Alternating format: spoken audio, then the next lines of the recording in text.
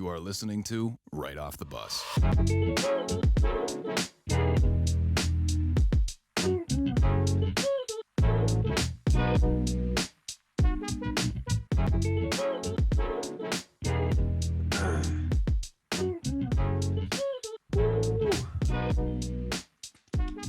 that time to snap into podcast mode, people. Ooh, let's go.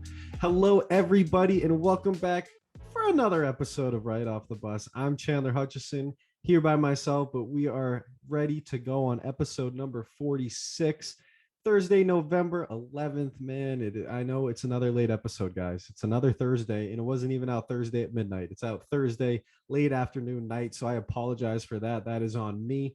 Bit more flexibility to schedule the podcast when I have time now, and I have to move things around here and there everywhere, but got to tell you guys, I'm really excited to get into everything today. We got Odell Beckham, we got celebrity boxing fights, Aaron Rodgers. I mean, there's plenty to talk about, but first, this is episode 46, so I had to give a little bit of fullback love. I mentioned him a few weeks ago, James Devlin, former Patriots fullback for a long time, one of the most underrated during his time playing in the league.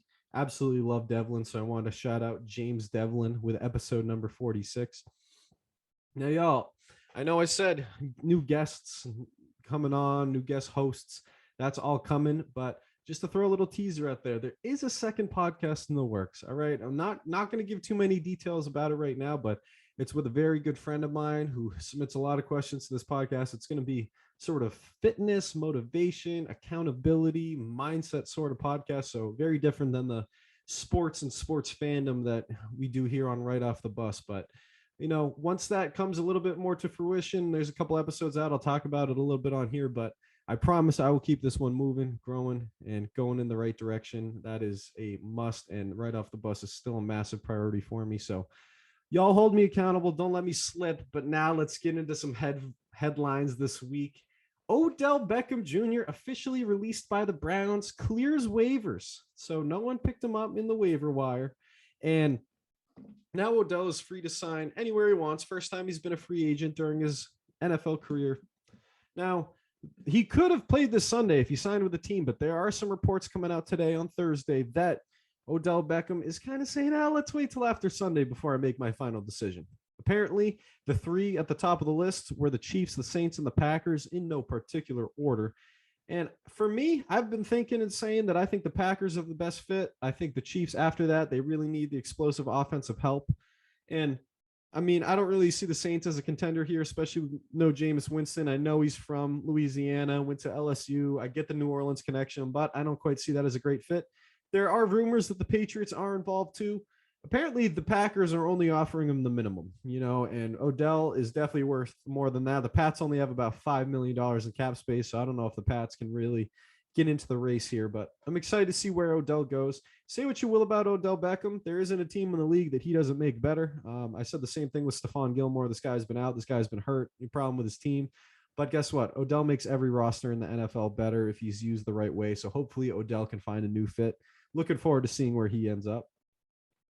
Next headline, Panthers quarterback Sam Darnold. He's out up to 6 weeks, 4 to 6 weeks with an injury. They just brought back Cam Newton. They re-signed Cam Newton, and I absolutely love that. There was like no buzz about this or anything, but they did it quietly. Cam Newton's back in Carolina. I don't think it's crazy to say that he's maybe the best Carolina Panther ever. He's definitely on that list. I mean, guys like Julius Peppers, there's some people you can name.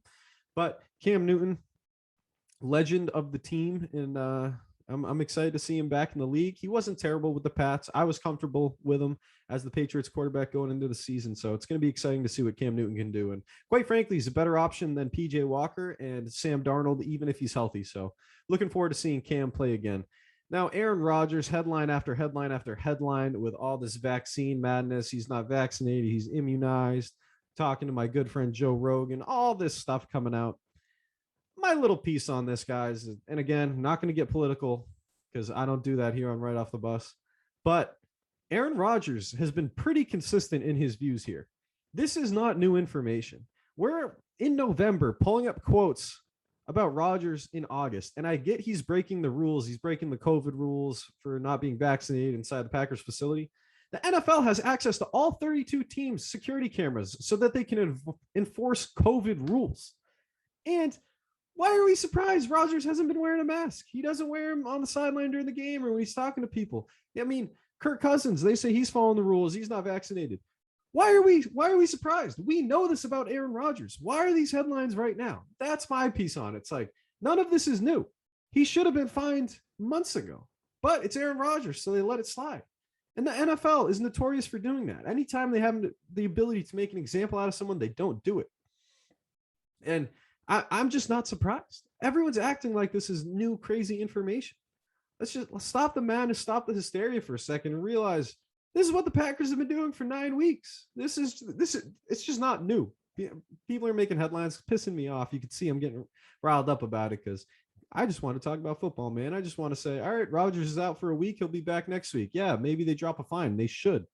But it's not as crazy as everyone is making it out to seem. Now, something that is pretty nuts, Suns owner Rob Sarver being investigated for racist, misogynistic behavior. The NBA is currently investigating. Obviously, terrible situation there. Hopefully, we can get some new information because there isn't a lot. One thing that is interesting is that Sarver's wife reached out to 3 of the former female Suns employees that came out about this and were saying that they were harassed in some ways.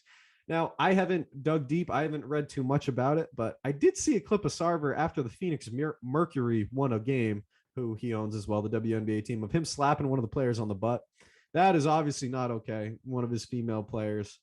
Weird to do to even one of the male players at this point. I mean, you're an owner of the team. You're not on the team. You're not a coach. You're not in the locker room with them. So clearly inappropriate behavior happening. I'm interested to see what comes out about this, but we'll keep you updated on Rob Sarver and everything going on with the Suns because you know what happens when a billionaire does something wrong. He's just forced to sell his team for a couple more billion, and then they ride off in the sunset and no one hears about him again. So who knows if there will be a big punishment. We'll see what happens. Now, Saturday night, I had mentioned that there was the UFC fight night, UFC 268. Kamaru Usman retains his belt. Rose Namajunas retains her belt against Zhang Weili, which these title fights were incredible. The prelims were awesome. The main card was unbelievable. The Michael Chandler, Justin Gaethje fight was fantastic. And I mean, this was just a loaded card, but I got to say, I was talked about at the end of last episode. Kamaru Usman is on his way to GOAT status. I think that one-on-one, he beats GSP. And they're never going to fight. I mean, Kamaru's talked about that's a dream fight. GSP's like 44 or something. That's not what he needs to be doing. But Kamaru Usman on his way to GOAT status. That's his 5th title defense. So he got the title and then defended it for 5. That's 6-1 title fights. And I mean, against some pretty great competition. He said it. He's lapping the division. Now it's Kobe Covington. It's Masvidal. He is lapping these guys in welterweight. So excited to see what Kamaru does next, but pound for pound, he's ranked number 1 in the world, and there's a very good reason why. Now, for some not so serious boxing, of course, there's a Jake Paul, Tommy Fury, who he's a brother, stepbrother, he's somehow related to Tyson Fury, best heavyweight in the world, and probably best heavyweight boxer ever, in my opinion. But on the undercard, we got Frank Gore and Darren Williams. You heard that right. Former 49ers star Frank Gore, former Nets star Darren Williams at Salt Lake City, or the Utah Jazz as well. This is wild. I mean, Darren Williams got a huge reach advantage here. Frank Gore going to be a lot stronger. I don't know why these guys are fighting. I'm excited to see the numbers on how much money they're making, but celebrity boxing is just not slowing down, and it's something that I think is a mainstay and we're going to have to get used to, and that is very weird to say. Jake Paul is absolutely changing the way we view fight sports and boxing in general. So, hey, I'll talk trash about it, but I'm still going to watch the highlights of Frank Gore and Darren Williams fighting just because it's a spectacle. So we'll see when that comes up. That I don't know when that fight's happening. I think it's in about like a month and a half, 2 months or something like that. So when Frank Gore and Darren Williams fight, we'll have a little recap there. 2 soccer headlines that I wanted to round out these headlines with. Steven Gerrard, Liverpool legend, absolutely love the guy. He's leaving the Rangers, maybe the best team in Scotland right now, mid-season to take the Aston Villa job. And I got to tell you, Rangers fans are not happy. Steven Gerrard last year ended Celtic's like 8 or 9 or 10-year run, whatever it was, winning the Scottish League every single year. And now he's leaving mid-season, which is not a good move. But when you have a job offer in the Prem, you take it. That's simply how it is. I mean, this is the biggest league in the world. Aston Villa, money-wise, is a top 10 team in the Prem. I know they're sitting at 16th right now, but they spend a lot of money They have a lot of money. And if Gerard gets the chance to kind of build the team he wants over the next couple of years, they will be in that top 10 again. They will be maybe fighting for top 8. I don't know if they're going to push for Europe. Maybe that's 3 or 4 years out, but I'm just excited for Stevie G. Wanted to shout him out there. Last headline, I mean, Pat Mahoney sent this to me, and I just couldn't believe it. PSG confirmed that women's midfielder Aminata Diallo was taken into police custody and then, quote, following an attack on one of the club's players. She allegedly hired masked men to injure her teammate on both the France national team and PSG and remove her from competition. This is absolutely ridiculous. She plays in the midfield with this woman on her team at the club and national level and hires people to hurt her. This is like a modern day Tanya Harding, but this is crazy. Like, she's being arrested for this. This is just, I don't even know what else to say about it. I don't know if this has ever happened in professional sports. This is going to any extreme to win that job. And normally I say, yeah, by any means necessary. No, you do not go to injure your teammates. She's going to go to jail probably, but she'll never have a job in soccer again. There's no way she's ever playing for a team again. I don't know how long she'll be in jail for, but there's no way she ever has another professional contract. This is totally crazy. And I hope that something else comes out, because this is just terrible. But, that's enough on the headlines. We're going to get on to a little basketball. And I got to tell you guys, this Ball Don't Lie segment, I'm here typing my NBA notes. College basketball's back, baby. Oh, I was so excited. I knew it was coming up, but I totally forgot. And here I am sitting there watching, what was I watching with my girlfriend? Whatever we had on. And I was like, oh my gosh, Duke's playing. And she's like, we can turn on. I was like, I'll turn on in a few. She went to bed. I got to watch the whole Duke Kentucky game, 9 versus 10. And I know it's, the first ranking. So who knows how 9 and 10, really rank these teams. But I got to tell you, this was the only top 25 matchup for the first week of games. Gonzaga didn't play anyone. UCLA didn't play, and Oregon. None of these guys played anybody except Duke and Kentucky. Duke ends up winning this game by like 7 or 8. And I got to tell you, what a game by Trevor Keels. What a game by Paolo Banchero. Paolo Banchero was a top 5 recruit coming in this year. He's 6'10", 250, does a little bit of everything. Looks really nonchalant on the court, but it has that Ben Simmons vibe where it's like, well, in college at least, not currently, not the Ben Simmons vibe currently. LSU Ben Simmons, where he'd get 30, 10, and 10, and he'd look like he was sleepwalking. Banchero looks so smooth. He's 6'10". He can shoot. He can dribble. He can facilitate. Just that next breed of big man. I mean, it's really exciting. He's compared a lot to Blake Griffin, to Julius Randle. I think he has the potential to be better than those guys. I'm really looking forward to seeing him play. And then Trevor Keels for Duke's our point guard, 6'4", 220, looks a little heavier than 220, but is all muscle. I got to tell you, Jay Bilas was just kept saying he looked like a fullback. He looked like a fullback. And who's the other guy? Dan Ravitch. And he does. This guy was the 53rd ranked recruit coming in this year, so not too high. Great grab for Duke. He was locking up Ty Washington for Kentucky, made him very uncomfortable, another top player. And he took his lunch money all game, and Duke dominated this game. Kentucky was close several times, but Duke had a 5, 6, 7, 8, 9, 10-point lead the entire game. And it was really fun to watch as a Duke fan. I wish I had more college basketball to talk about, but like I said, it was the only top 25 matchup. So I don't really feel like we have a great read on the other teams yet. I'm looking forward to watching Chet Holmgren. Amani Bates balled out for Memphis. So there's a lot of really great top recruits. And oh my goodness, I am so excited the college basketball is back. I'm just thinking about Dickie V. It is back, baby. And I'm so happy about it. And I got to tell you, on the other side, I talk about Duke because I'm a Duke fan, but this kid, Sheboy for Kentucky, I think he's a sophomore now. He's like 6'9", super muscular. Ended the game with like 19 and 19 boards. He was incredible. I was wishing he was on Duke the entire game. And I got to tell you, if he wasn't out there, it would have been a blowout. Shout out to Sheboy on Kentucky's roster as well. And now we'll take a little look at the NBA real quick. I just wanted to run through these standings real quick. Let's take a look at them and just the surprises. The Bulls are still at the top of the conference, but the Wizards are 8-3. Them and the Bulls have the best record in basketball, which was a big shock to me. I did not see that coming. And I got to tell you, Boston fans are freaking out. We're doing okay. We're 5-6. We're going to be okay. I'm really not worried about the Celtics team yet. How come no one's freaking out about Trae Young's Hawks being 4-8? You know what I mean? Like, these young guys have so much time to still learn how to play with each other. and I am not worried about it yet.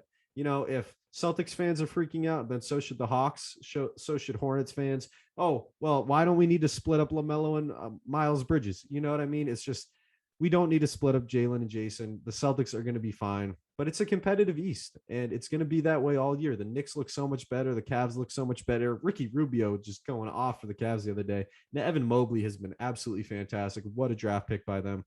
I really appreciate the Cavs just going so big. They go Jarrett Allen, Evan Mobley, Lauri Markkanen. They're fun to watch. The Heat are looking good. Sixers are they're going to be all right, but the Wizards and the Bulls at the top of the conference, I don't see that lasting in the East. I think the Celtics inch their way up. I think the Hawks and Hornets do as well. We're so young in this season. We need to stop stressing and acting like the season's over. But sticking in the East, I just wanted to shout out Scotty Barnes real quick. Scotty Barnes has impressed me like crazy for the Raptors, their first round pick. I thought he was going to be good. I didn't think he was going to be the offensive machine that he is. He's averaging 17 a game right now, which is very, very impressive for a rookie, especially a guy that didn't come in as an offensive player. You draft this guy to dunk the ball, to play defense and rebound. And I mean, he's just so good on offense. He looks polished, NBA ready body. 17 points, 8.5 rebounds, 2.5 assists, mix a steal and a block in there. Scotty Barnes has been very, very good. I wanted to give him a little shout out on this podcast because he has been balling. And then we're going to flip over to the West real quick. And I tried telling you, Warriors are winning the West. Warriors are going to the championship, man. Steph Curry's the MVP. I don't think you can argue that Steph Curry is the MVP right now, personally. I know he was my pick, so I'm going to keep harping on that. The Warriors are 10-1. There are 2 games up on the Jazz, who are 8-3 right now. But, I mean, are you kidding me? 10-1. They haven't played the best competition, but Steph is going crazy right now. I think he's running away with the MVP. The other night, he had 50 points, 10 assists, 7 rebounds. Played 35 minutes. That's a 48-minute stat line right there. 50 points. He's already had a 45 piece. He is absolutely balling out. And guess what? Klay Thompson hasn't gotten on the court yet. James Wiseman hasn't gotten on the court yet. They're missing 2 of their starters, people. They're missing 2 of their starters, and they are dominating the Western Conference, the best conference, right? Absolutely running away with it. I know it's only 2 games, but I mean, they're not losing, and they are doing it with guys you would not expect, like Kuminga's finally gotten back, but you see Gary Payton throwing down lobs, Gary Payton Jr. I mean, this is incredible what the Warriors are doing. I think Steph's running away with the MVP right now. I've been just ultimately impressed with what he's doing. The Jazz lost a couple games, but they're still playing well. Suns, Nuggets inching their way back up. Big surprise for me is that the Mavericks are 7-4. I figured that, they're in 5th right now. Luka, I mean, can just put a team on his back. We all know that game winner he hit on Boston the other day. There was nothing we could do. There was 3 defenders on him. I think it's going to be interesting to see what the Mavericks do. My buddy Brett is very high on them. I am not yet, but I'm looking forward to seeing what they do. Nuggets sitting at 7-4, and I just want to address that Jokic, Markieff Morris beef real quick. I thought this was kind of funny. Markieff Morris absolutely slams into him, intentionally fouls him, and then turns his head acting like there's going to be no retaliation. I would be mad at Jokic if he just went and hit the guy in the back of the head. But he did it after this guy came and hit him. And it's not like Markieff Morris is a small man. He's 6'9", very athletic, big, strong, tough guy, right? Jokic absolutely tosses him. I mean, they get split up, and Jimmy Butler's saying all this stuff, saying, meet me in the hall after. You see that wicked, corny picture of Lowry and Jimmy Butler and Bam waiting for Jokic outside the locker room. Oh, well, yeah, you were waiting for him then. How come you wouldn't go up to him right after he did it? Jokic is a big, strong man, not a guy you want to mess with. And his Serbian brothers were getting into the beef too. Jokic gets suspended a game. Markieff Morris gets fined $50K. I'm good with both of those. Let's move on from it. That's all it was. I don't think it's something we need to harp on. And I don't think the Jokic brothers are people that you want to mess with. The Morris brothers aren't either. And I get that. But when you go and hit a guy and then turn your back and then cry that he hit you, I mean, what do you expect? You're going to hit him, face him. That's what I would have to say to Markieff Morris. But what do I know? I'm just a little armchair analyst. I'm 5'11". I couldn't mess with these 7-foot and 6'9" guys. So I'm good. I'm going to stay away from them. Lakers obviously struggling a little bit. No LeBron for a couple weeks. I'm interested to see how this team pans out because you need to figure out how to get those stars to play together. And I think they can. I think when you have a bunch of the top players in the league and historically great players, when you're thinking about these guys, I think when you have great players, they can find a way to make it work. I'm interested to see if they're just coasting and they're going to turn it on in the playoffs. But it's such an early season. I don't want to make any bold or rash predictions right now. But guys, let's move on to the NFL. We got a little week 9 review in our huddle up segment. Then we're going to run through a week of upsets. Seriously. I mean, there are some really wild games. I did not do great in picks this week, guys. I only did 7-7 and games that I thought were shoo-ins. Like I was so confident that I had picked these games right. I mean, who had the Jags beating the Bills? Come on, whoever made that bet, they can have a betting segment on the show because that's absolutely ridiculous. But I went 7-7 in these picks, and I am now 82-54 overall, which I don't think is too bad. You know, as long as I still keep hovering on, hey, I'm 30 games over 500. I'll take that all week. But let's run through these week 9 games real quick. We had the Colts beating the Jets on Thursday night, 45-30. Josh Johnson had to come in for the Jets, down to their third string quarterback, but Jonathan Taylor had a day. He was absolutely incredible, and the Colts beat the Jets just as they should. Bit of a surprise for me that Atlanta beat the Saints, but I got to tell you, Matt Ryan was firing. Matt Ryan was absolutely on. I'm not going to look up his stat line right now. I should have pulled it up, but Matt Ryan was firing. He was so accurate. He was so good. And honestly, the Saints, they're just so low on the depth chart at a couple positions right now. I'm not surprised that this game came down to a field goal at the end of it, but definitely a little bit disappointing for the Saints. They're in the Odell sweepstakes. If you're not beating the Falcons, I don't think that Odell's headed down to New Orleans to play with Taysom Hill or Trevor Siemian, but that's just me. One of the big upsets this week, the Broncos beat the Cowboys 30-16. Who saw that coming? Who saw Dak Prescott laying an egg? Oh, it's 30-16. It wasn't that bad. They were down 30-0 with like 8 minutes left in the fourth quarter. It really wasn't a game. They scored 2 touchdowns, two-point conversions. Dak has to be better. All the receivers do. That was Amari Cooper's first drop of the year. I mean, Amari Cooper has some of the best hands in football. I mean, it was just a weird game for the Cowboys. They couldn't get it going.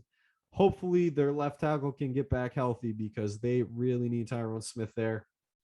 Let's move on to my Patriots. How about that game? 24-6 over the Panthers. Absolutely abused Sam Darnold. Sam Darnold has played the Pats 3 times. Sam Darnold has thrown 9 interceptions against the Patriots. It looked like he was seeing ghosts again out there. I mean, the offense looked really good. The defense looked really solid. Mac Jones still making a couple mistakes here and there, but I thought it was a really good win for the Patriots. Moving 4-5. They've now won 3 in a row. Up the Patriots, man. I'm telling you, this team gets better every single week. I've been saying that for years about this team. I've been saying it for almost a year now on this podcast. We're at episode 46 of a weekly show. I've been saying it for a year, guys. Patriots get better every single week. That's how this team functions. Ooh, if Odell ends up there, that could be scary. But let's talk about this little Mac Jones, Brian Burns controversy. I can't believe we're still talking about it days later. Mac Jones pulls Burns' ankle. He turns, hurts his ankle. It was a dirty play. Mac Jones says, I thought he had the ball. I didn't mean to hurt him, whatever. It was a dirty play. He's hanging on to him. It wasn't necessary, but it happened. Fine, Mac. Let's move on. I hate that it's just this big, like, oh my gosh, he's a dirty player. Oh, it was one play. Let's move. There's dirty plays all game, every game, y'all. Let's move on. Come on. Give him a fine. Give him whatever you want. He's not a dirty player. He thought he had the ball. He fumbled. He didn't know what to do. And he also said, I got hit pretty hard on that. It took him a second to come back and be with it. But very good win for the Patriots. I'm happy they can keep doing it. We got the Ravens beating the Vikings in overtime, 34-31. What do you have to say about Lamar Jackson? He had more passing yards and touchdowns than Kirk Cousins. He had more rushing yards and rushing touchdowns than Dalvin Cook. He's the best running back and quarterback on the field. This guy is absolutely incredible. No one's touching Lamar right now in the MVP conversation as far as I'm concerned. They are just absolutely dominating. Well, they're not dominating. He is dominating. And it's in the second half. It's in the third quarter. It's in the fourth quarter. It's in overtime. Give Lamar the MVP if the season ended today. I mean, you put any average quarterback on this team. I mean, there's no way they're winning games. Lamar is pulling magic out of a hat, and he needs to be getting more credit for it. The Browns absolutely kill the Bengals. 41-16 in Cincinnati. I picked this game wrong. Baker looked great. 3 touchdowns. He looked really good. It's weird that they're better without Odell. I don't know how that works. They just, whatever that relationship was, it wasn't working. But the Browns, that's a very, very good win for them. And it doesn't make me feel great about their trip to Foxborough, but I'll talk about that a little later. Very good win for the Browns over the Bengals. Bengals have a bye week this week. That's big for them. I think that they need that week off, get a little healthier, and come back the following week, week 11. Now, upset of the week, upset of the season. Jags beat the Bills 9-6. I can't even believe I'm saying that. This was the Josh Allen game. I'm sure you've heard that plenty of times, but Josh Allen, the linebacker for the Bills, sacks Josh Allen, intercepts Josh Allen, forces a fumble by Josh Allen. The Josh Allen on the Jags had the better game. I cannot believe that I picked this game wrong. I'm just shocked. This is really, really the shock of the season. Shout out to the Jaguars. I don't know how they did it, even with Trevor Lawrence going down for a short bit. It's very, very impressive that they got the win. My brother, who's living in Jacksonville right now, was actually at that game. So there were more Bills fans there. So gutsy win for the Jags, I guess, but I'm going to go more bad Bills than good Jaguars, because when there's a scoreline of 9-6, that's the only way it can be. Dolphins get a okay win against the Texans. I mean, second win of the season against very, very bad team. Dolphins fans, take what you can get, 17-9.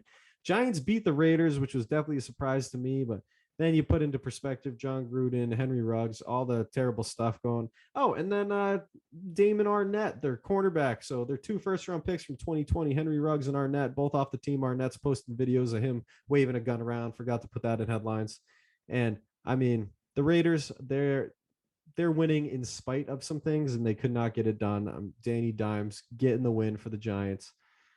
Chargers, Eagles. Chargers get a win by a field goal, 27-24, to get back on track. This Eagles team continues to surprise me with how many points they're putting up, but can't get those close wins down.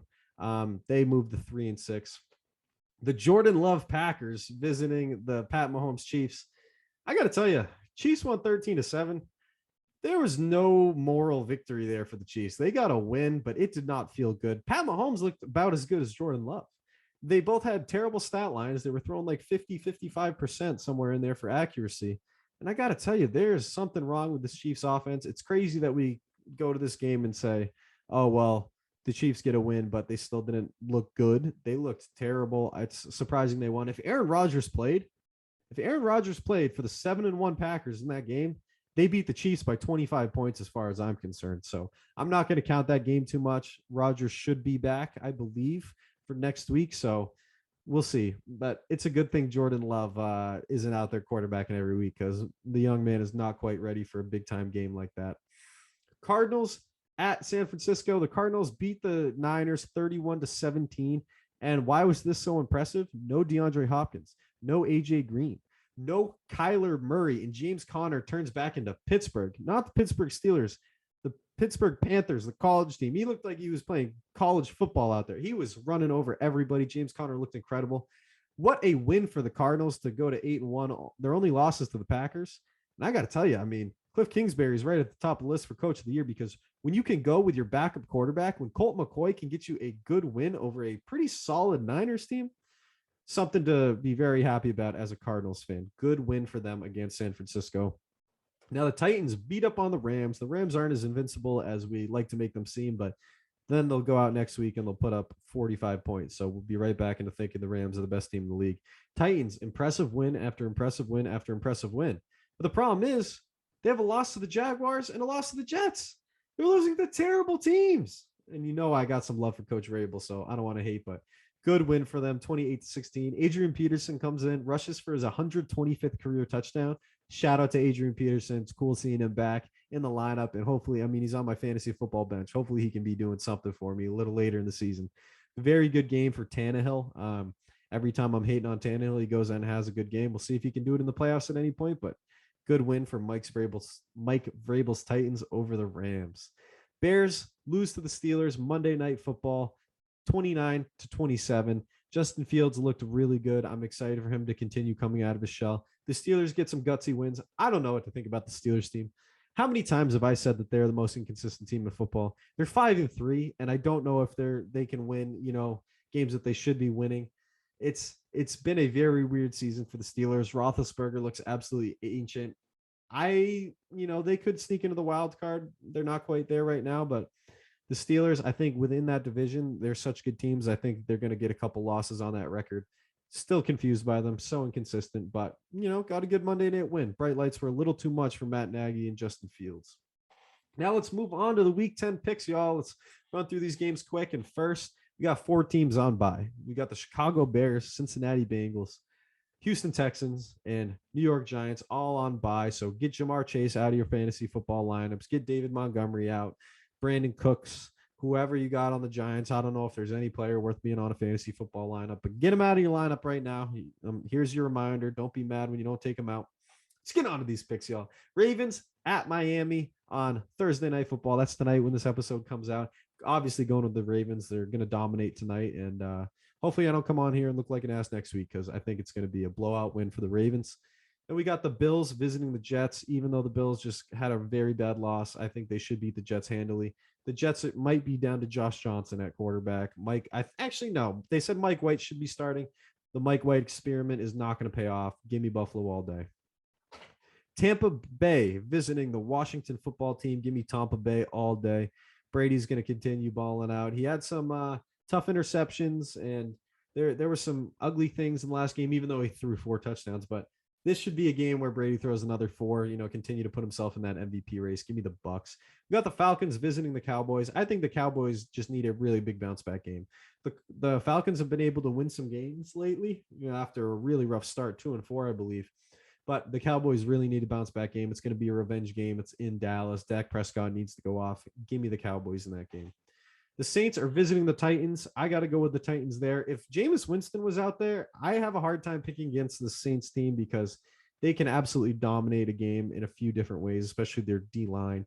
But I got to go with the Tennessee Titans. Excuse me if anyone's watching this on video. I got an itch right under the nose. It's pretty tough over here in the podcast life. Give me the Titans in that game over the Saints. Jags visiting Indianapolis. Even though the Jags got that stellar 9-point win, I'm going to go with the Colts in this game. Carson Wentz, you need to go get another win. Put your team back in the playoff race. You can do it, man. I believe. 0-8 Detroit, coming off a bye week, playing the Steelers. Sorry, Detroit. It's not happening. Going with the Steelers. The losing streak will continue. The Lions move to 0-9 at the hands of Pittsburgh.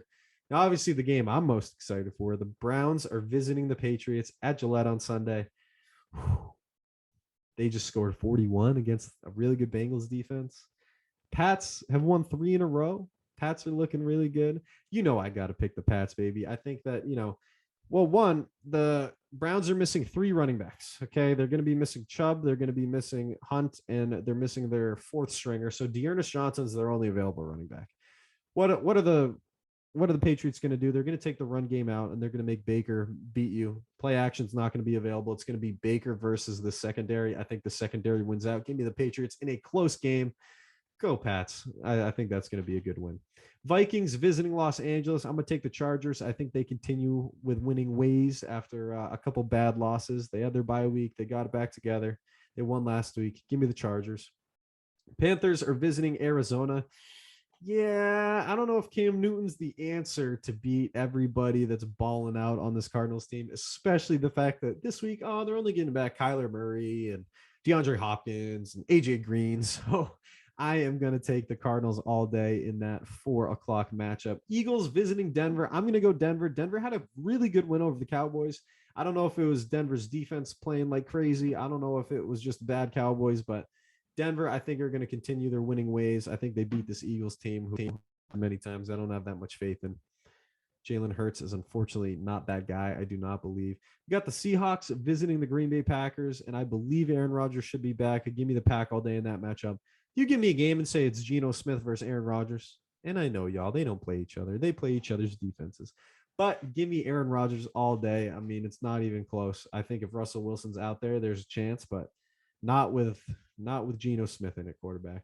Then for Monday night, we got the Chiefs visiting Las Vegas. I'm going to take the Chiefs in this game. I think they should bounce back. I think it's prime time. Pat Mahomes needs to do a little something more. And, the Chiefs defense, it's going to give up some points, but hopefully it's prime time. Hopefully Pat Mahomes can get that offense moving and grooving the way they need to get a win. And then the Monday night game is the Rams visiting the 49ers. I'm going to take the Rams in that game. Is Cooper Kupp in the MVP conversation? Is Matt Stafford in the MVP conversation? They should be. Cooper Kupp is probably the offensive player of the year now that Derrick Henry's out for the year. So give me those Rams. So they're absolutely loaded. They should get a win against San Francisco, even though they'll be on the road. Now, that's it for all of the NFL picks. Hopefully, you guys can send in some NFL questions next week. We can talk about some different stuff. But let's get on to these listener questions, and I'm excited to talk about a couple of these. Jimmy McQuaid, which franchise in any sport is the most frustrating for its fans? I went on a little rant about this at one point with Pat. I'm going to go with the Houston Texans. That's the team that comes to mind in the NFL right now.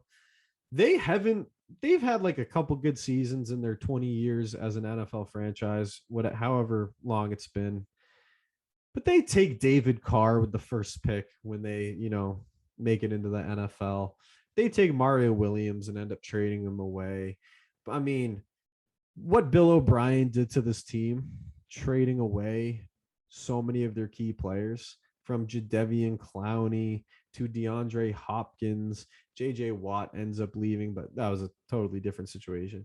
With what's happening with Deshaun Watson, this team has just had so much talent that it has never done the right thing with. And I think if I was an NFL fan, the last team I would want to be a fan of right now is the Houston Texans. And I think that's fairly consistent for the last 20 years or however long they've been around. It's 17, 18 years, something like that.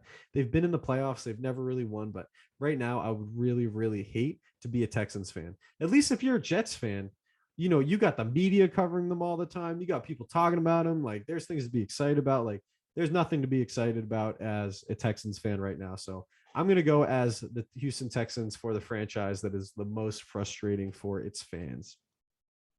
Joe Braverman, thoughts on the NBA 75 team list? There were a lot of problems with it, of course. I thought, it was a little weird. Some people made it and some people didn't, but I wish we could make some other lists. Like, yes, have your all-time lists, but this includes the original NBA 50. So they were only adding like 25 people to it, which you got to keep in mind. Also, Bob Cousy couldn't dribble with his left hand. Neither could John Havlicek. Bill Russell couldn't dribble with his right. Like, the game just evolves. The players today are so much better than they've ever been. If you stick Giannis Antetokounmpo in the 60s, he's averaging 50 points a game. He's Wilt Chamberlain. If you stick Kelly Olynyk in the 70s, he's best player in the league. Not the best player in the league. He's one of the best players in the league. And I'm not exaggerating. People just get so much better. The athletic talent, everything just gets a million times better. So I think it's ridiculous to add some of these guys and not add some, but I'd like to have some different lists. Let's have a decade list. Let's have a 1950 to 1975, 75 to 2000, 2000 to whatever it is. Let's break it up a little differently, because having some of these guys on the list and no Klay Thompson, no Dwight Howard, it's a little bit ridiculous. Even Anthony Davis over Dwight Howard, that one was ridiculous. Dame, there's arguments to be had, but I thought, it's a marketing thing. It's the 75th season. They're going to do it. It's not going to be right. And it's something for us fans to bitch and complain about, as it always is. So enjoy the banter, that's part of it, enjoy having the chance to talk about it with everyone. Brett, is Marcus Smart a hindrance at the end of games at this point? It feels like it. It feels like it when he's the one taking a three and he says, well, they know where we're going at the end of the games. Yeah, because we don't feel comfortable with the ball in your hand, Marcus. And I love Marcus Smart, but he's our most tradable piece. I won't be surprised if he gets traded. And quite frankly, I don't mind Dennis Schroeder at point guard in the closing lineup and having Rob and Al Horford out there. I like that lineup a lot. So, yeah, there's a chance Smart is a hindrance at the end of games, and there's a chance maybe he shouldn't be part of that closing lineup. But all about matchups. And let's not act like he doesn't go and dominate at the end of games in different ways. Taking those charges from James Harden a couple of years ago, like, he affects the game in so many ways. I do love Marcus Smart, but it is tough to watch sometimes. Always a different narrative when it's in a win versus a loss, right? Another question from Brett, which excuse me, y'all. Another question from Brett, which I find hilarious. Could Hasbulla fighting the other little guy be one of the biggest pay-per-views in UFC history? Y'all know who Hasbulla is. He's the 18-year-old that has the I don't know if is it a disease, whatever it is, but he's a very small man. Looks like he's a baby. Little Dagestani Russian guy who's gonna fight.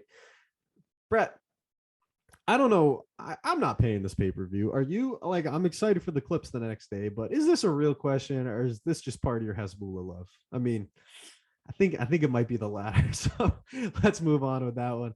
Vinny asking, do you think OBJ will land, and will he be a bum when he gets there too?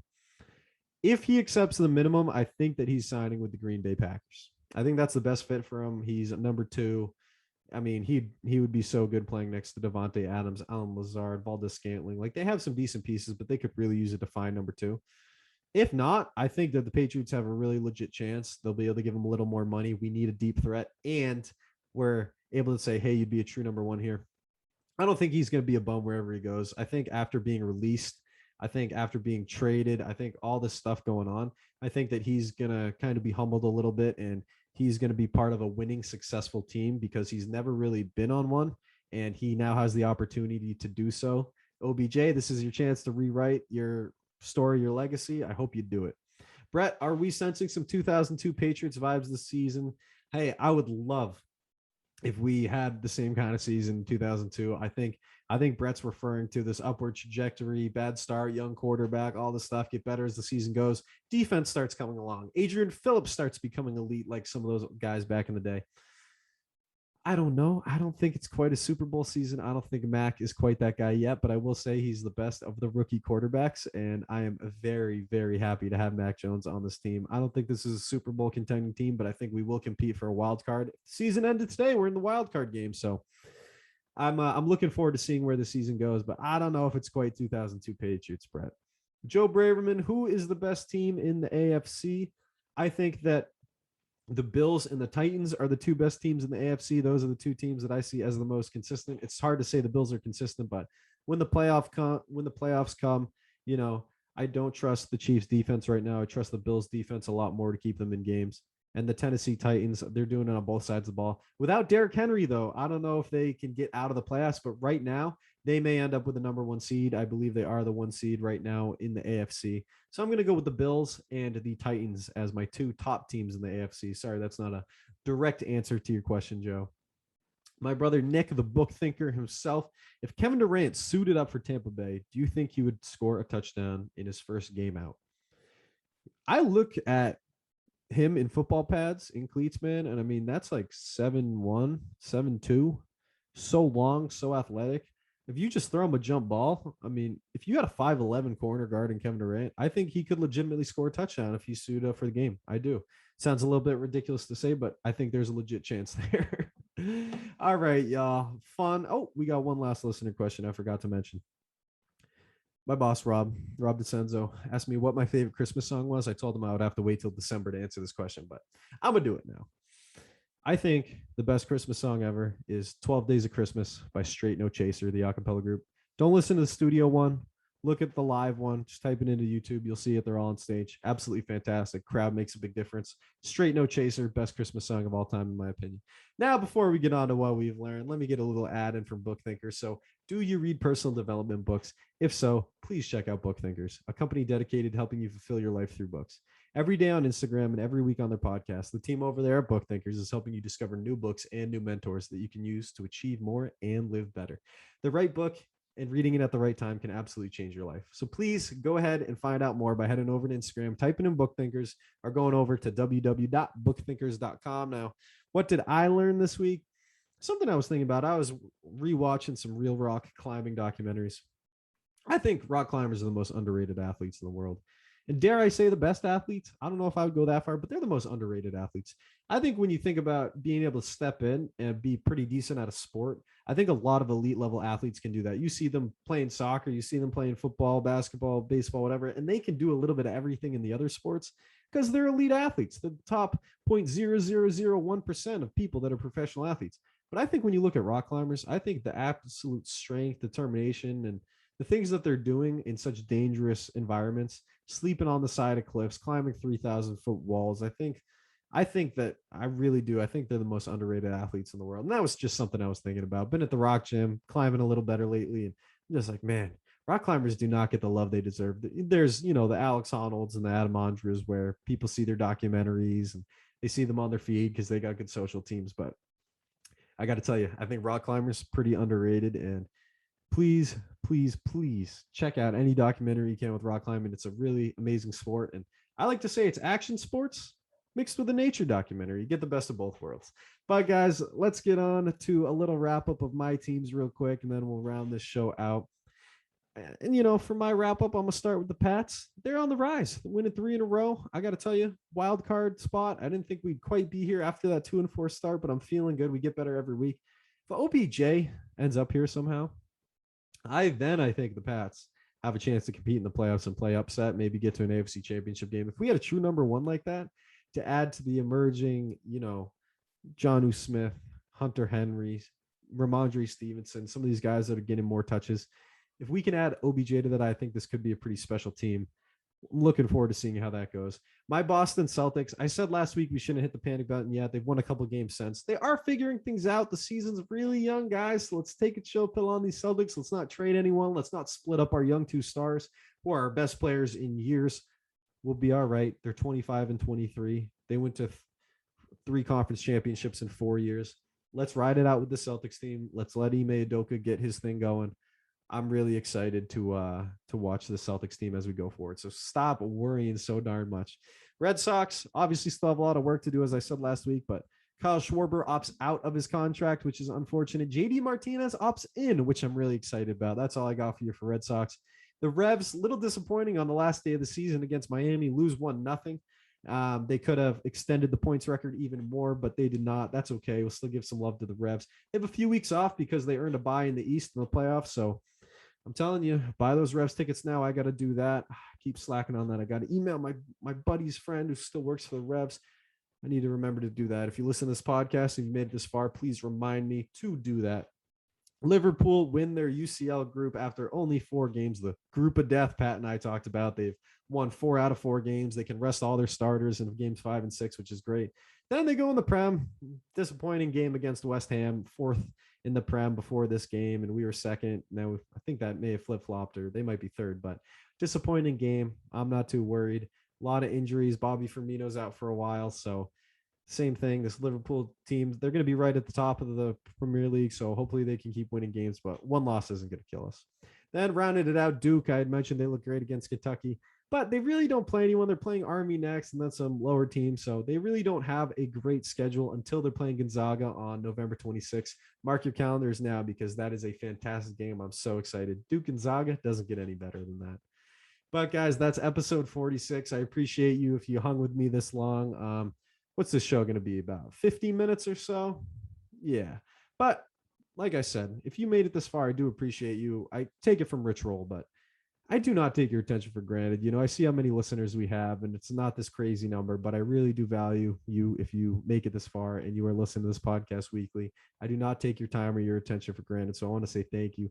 Anyone that likes, shares, comments on any of our posts, want to say the same thing. It really does make a difference for a small podcast and creator like myself to be getting that love. So just wanted to say thank you for hitting that like, subscribe, comment, share, save button, whatever you do. Want to say thank you. Appreciate you guys. Love you guys for all the love and support. And that's episode 46, y'all. We'll catch you next week for episode 47. That's right off the bus. You are listening to Right Off the Bus.